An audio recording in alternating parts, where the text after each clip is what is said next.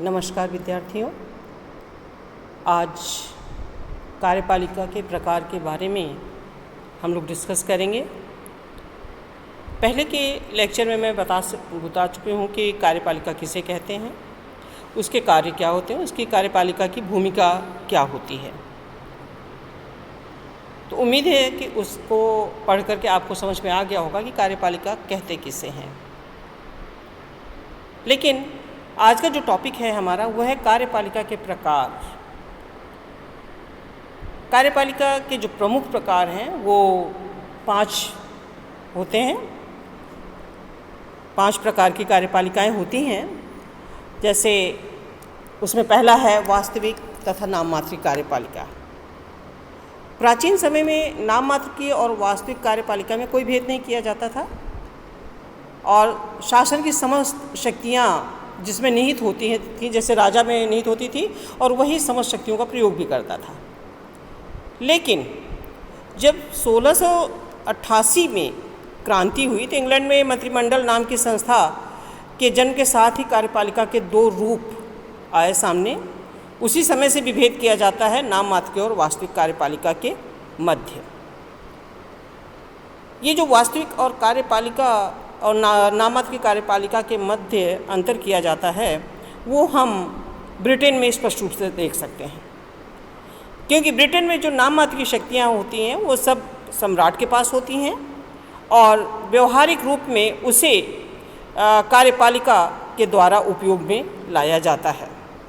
और कार्यपालिका प्रधान, जैसा कि आप सभी जानते हैं, प्रधानमंत्री वहाँ का वास्तविक कार्यपालिका प्रधान होता है और वहाँ के सम्राट के लिए जो भी समस्त शक्तियाँ सम्राट में निहित होती हैं, उन समस्त शक्तियों का उपयोग वहाँ के प्रधानमंत्री और मंत्रिमंडल के द्वारा किया जाता है। और सामान्यतः ये देखने में आता है कि जितने भी देश हैं संसदीय शासन वाले, जिसमें हमारा भारत भी है, वहाँ पर नाममात्र के और वास्तविक कार्यपालिका के मध्य अंतर पाया जाता है। भारत में भी राष्ट्रपति नाममात्र की कार्यपालिका है और प्रधानमंत्री वास्तविक। नाममात्र की कार्यपालिका अगर हम इसकी परिभाषा दें तो हम ये कह सकते हैं कि नाममात्र कार्यपालिका वह कार्यपालिका होती है जिसको समस्त शक्तियाँ तो प्राप्त होती हैं लेकिन उसका वो वास्तविक उपयोग नहीं कर सकता।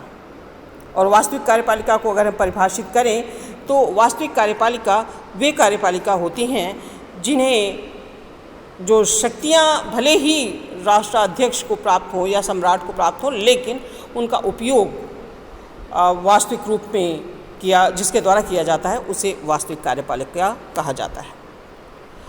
कई बार ये देखने में आता है कि जो राष्ट्राध्यक्ष होते हैं वो रबड़ के मुहर मात्र ही होते हैं। वो अपने शक्तियों और अधिकारों का स्वतंत्र रूप से उपयोग नहीं कर सकते।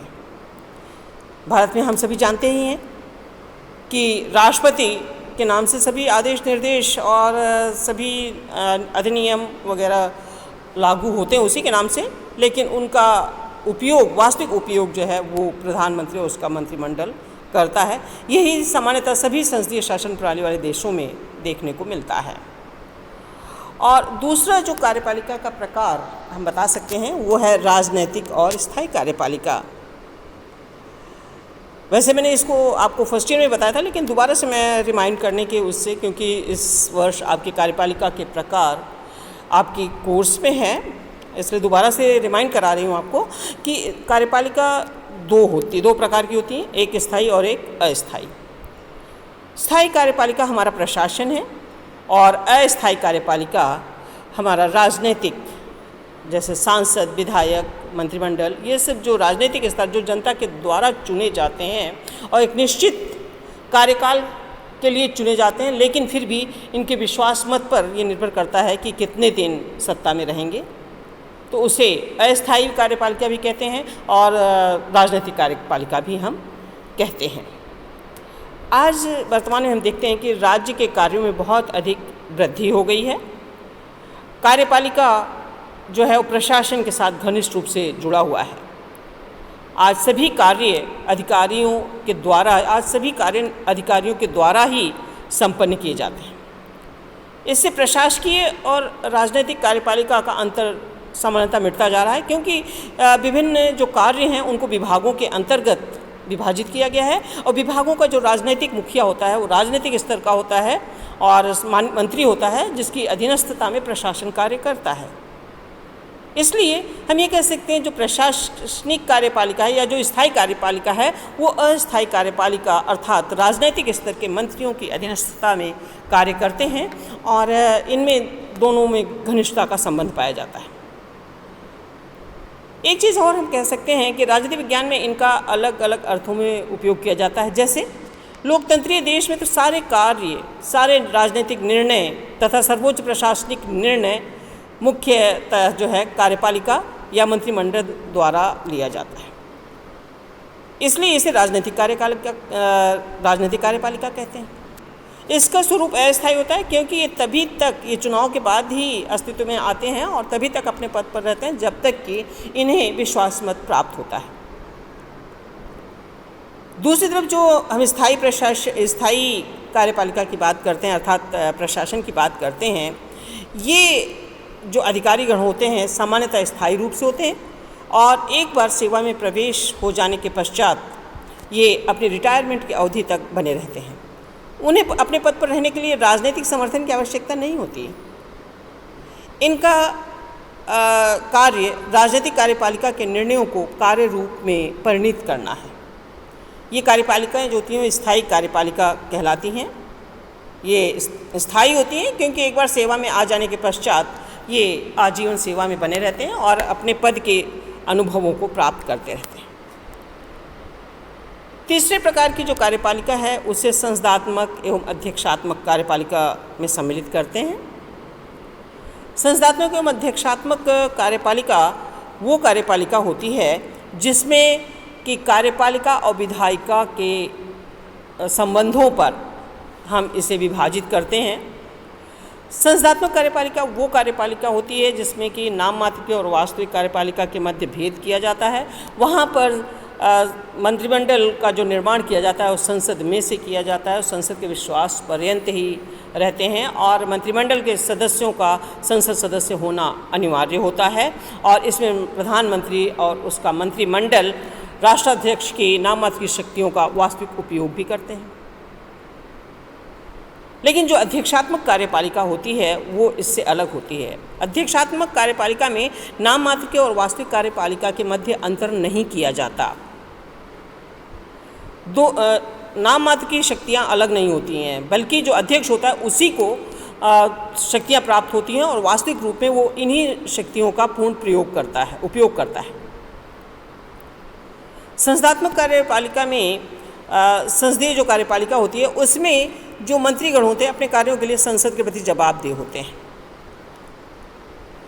लेकिन जो अध्यक्षात्मक कार्यपालिका होती है वो संसद के प्रति जवाबदेह नहीं होती है और उसके लिए भी ज़रूरी नहीं होता कि अध्यक्ष जो, जैसे इसका उदाहरण मैं दे सकती हूँ अमेरिका का, कि जहाँ पर कि अध्यक्षात्मक शासन व्यवस्था पाई जाती है वहाँ का अध्यक्ष जो राष्ट्रपति होता है वो सामान्यतः समस्त शक्तियों का उपयोग करता होता है और ये समस्त शक्तियों का वास्तविक रूप में उपयोग करते हैं। इनके मंत्रिमंडल के लिए ये अनिवार्य नहीं होता कि वो संसद की सदस्यता रखें, लेकिन संस्थात्मक शासन व्यवस्था में संसद में से ही मंत्रिमंडल बनता है और संसद के विश्वास पर्यंत ही अपने पद पर रहते हैं। अगर विश्वास मत इनका समाप्त हो जाता है तो एक पल भी ये अपने पद पर नहीं रह सकते। तो ये दोनों में अगर हम कहें विशेष अंतर पाया जाता है और अध्यक्षात्मक शासन व्यवस्था के में जो मंत्रिमंडल बनता है वो राष्ट्रपति अपनी इच्छा अनुसार बनाता है क्योंकि उनके लिए ये ज़रूरी नहीं है कि संसद के सदस्य हों। तो इस तरह से ये दोनों प्रकार की कार्यपालिकाएं होती हैं, उनकी स्थितियों में अंतर होता है स्थिति परिस्थितियों में। अगली जो प्रकार कार्यपालिका के बारे में हम कह सकते हैं वो है एकल एवं बहुल कार्यपालिका। एकल एवं बहुल कार्यपालिका वो कार्यपालिका होती है, एकल कार्यपालिका उसे कहते हैं जिसमें समस्त शक्तियाँ एक ही व्यक्ति में निहित होती हैं। दूसरी तरफ बहुल कार्यपालिका वो होती है जिसमें कि एक से अधिक सदस्यों के पास शक्तियाँ मिलती हैं। जैसे एकल कार्यपालिका में हम कह सकते हैं अमेरिका का उदाहरण दे सकते हैं और इसके विपरीत बहुल कार्यपालिका में स्विट्ज़रलैंड को हम स्विस कार्यपालिका को हम दे सकते हैं। क्योंकि वहाँ पर 7 सदस्यों का एक समिति होती है जो 7 वर्षों के लिए चुनी जाती है और रोटेशन के हिसाब से 1-1 वर्ष तक वो कार्य करते हैं। तो इस तरह से देखते हैं कि वहाँ पर बहु कार्यपालिका है, लेकिन अमेरिका में एकल कार्यपालिका पाई जाती है। वहाँ राष्ट्रपति में ही समस्त शक्तियाँ निहित होती हैं और वो इन शक्तियों का उपयोग करते हैं। अगली जो कार्यपालिका का प्रकार है वो पैतृक तथा चुनी हुई कार्यपालिका से संबंधित है। पैतृक अर्थात पैतृक से तात्पर्य यहाँ पर ये है कि ये जो सत्ता है वो सत्ता पैतृक आधार पर प्राप्त होती है। ब्रिटेन में सम्राट का चुनाव पैतृक आधार पर ही होता है। यह कार्यपालिका वंशानुगत होती है। इसमें जन इच्छा का अभाव पाया जाता है। इसके विपरीत जिन देशों में कार्यपालिका जनता या जनप्रतिनिधियों द्वारा प्रत्यक्ष या अप्रत्यक्ष रूप से चुनाव के आधार पर चुनी जाती है उसे निर्वाचित कार्यपालिका के नाम से जाना जाता है। तो इस तरह से हम देखते हैं कि Bharat, America, Bangladesh, Sri Lanka, Peru, Chile आदि देशों में निर्वाचित कार्यपालिकाएं ही पाई जाती हैं। मुझे उम्मीद है कि ये जो आज आपको मैंने 5 प्रकार बताए हैं कार्यपालिका का वो समझ में आ गया होगा। अब इसका इसके आगे का जो पॉइंट है वो न्यायपालिका से संबंधित है, उसे नेक्स्ट यूट्यूब पर मैं आपको समझाने का प्रयास करूँगी। धन्यवाद।